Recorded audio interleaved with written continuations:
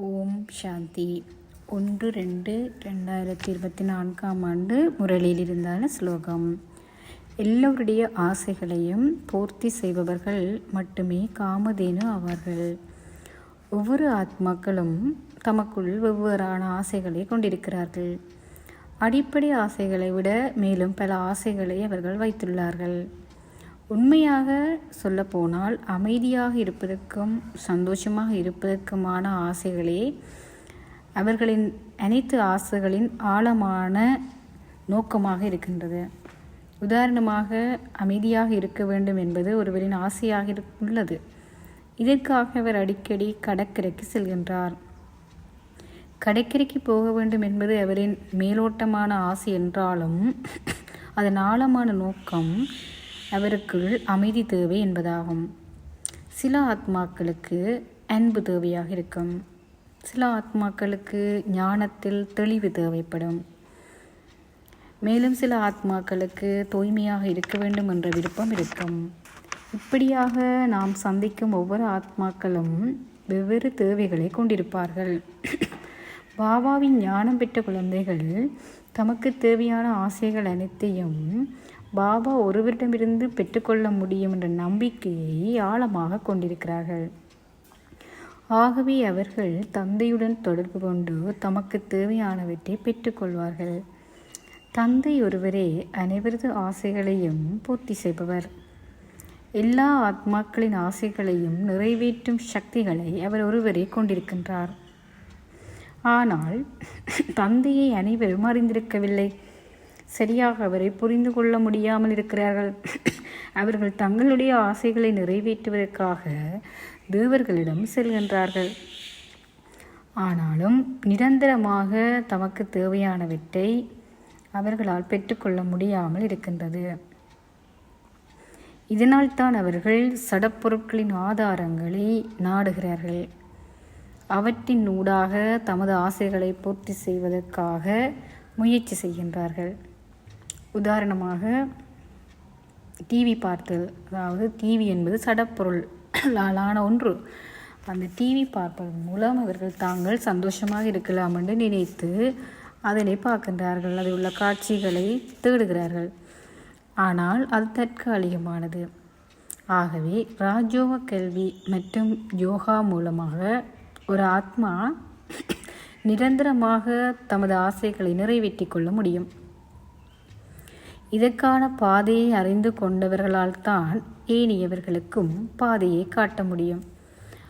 அது மட்டுமில்லாமல் தாமும் அந்த பாதையை பின்பற்றி தமது உண்மையான ஆசைகளை நிறைவேற்றி கொண்டவர்கள் மற்றவர்களின் ஆசைகளை நிறைவேற்றுவதற்கு அவர்களுக்கு உதவி செய்ய வேண்டும். அவ்வாறானவர்களே காமதேனுவாக குறிப்பிடப்படுகிறார்கள். காமதேனு என்று சொல்லப்படுபவர் எல்லோரின் ஆசைகளையும் நிறைவேற்றுகின்ற பசு போன்றவர்.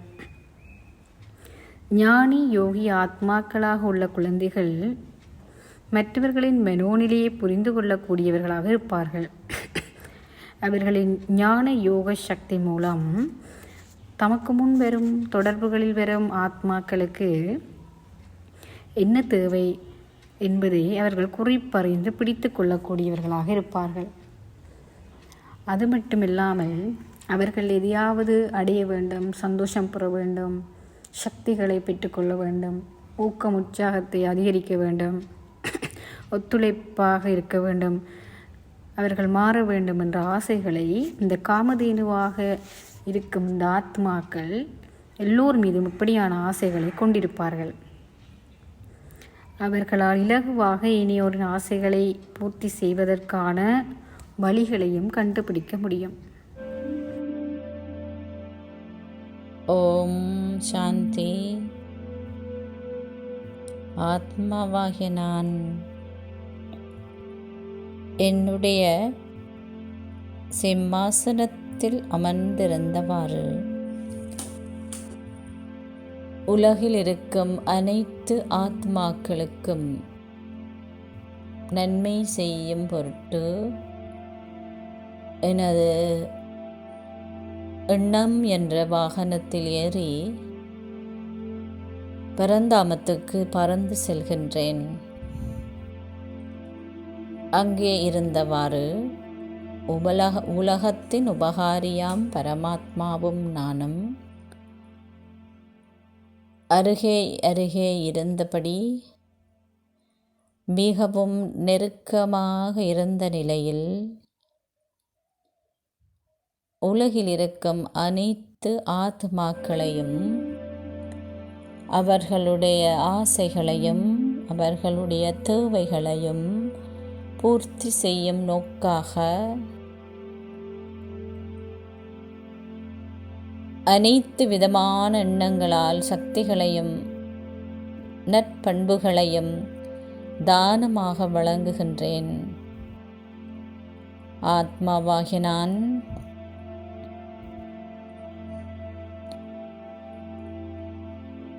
ஒன்றாக இணைந்த ரூபத்திலிருந்து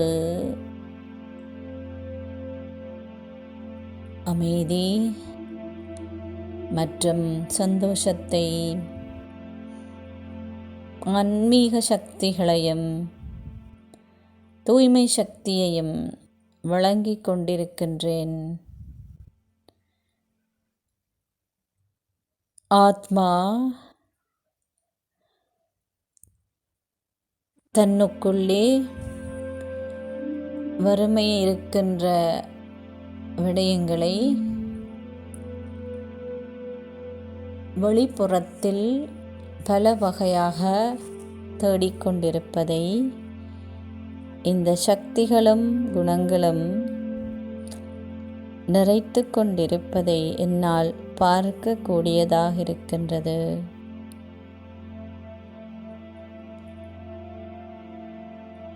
இந்த குணங்களும் சக்திகளும் ஒவ்வொரு ஆத்மாவையும் நிறைக்கின்றது. அவர்களுடைய ஆசைகள் இதனால் நிறைவேற்றப்படுகின்றன.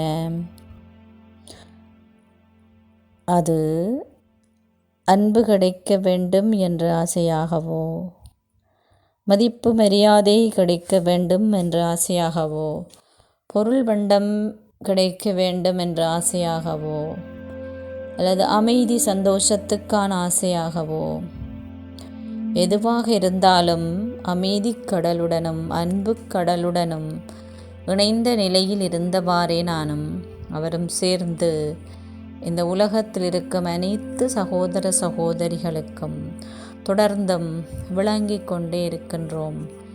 அவர்களுக்கு என்ன கிடைக்க வேண்டும் என்று விரும்புகிறார்களோ அதனை அவர்கள் பெற்று கொள்ளட்டும். அவர்களுக்கு வேண்டிய அனைத்தும் கிடைக்கட்டும். அனைவரும் சுகமாக வாழ வேண்டும், சந்தோஷமாக இருக்க வேண்டும், திருப்தியாக இருக்க வேண்டும் என்ற உணர்வுகள் என் மனதிலிருந்து அவர்களுக்காக சென்று கொண்டிருப்பதை நான் அனுபவம் செய்கின்றேன்.